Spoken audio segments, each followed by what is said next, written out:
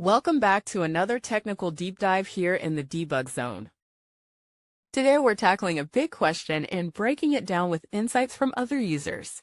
Hopefully this clears up some misconceptions and helps you get the answer you need. So buckle up, stay a little curious, and let's jump right in.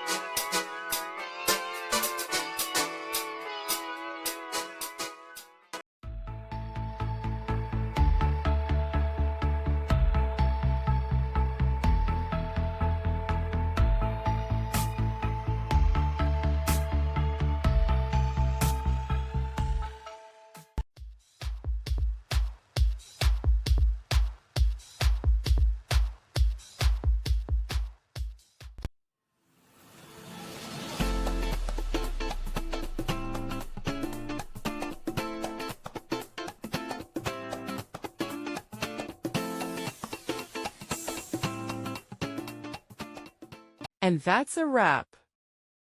I hope you found the answer you were looking for. If you did, take a second to hit that subscribe button. It really helps out.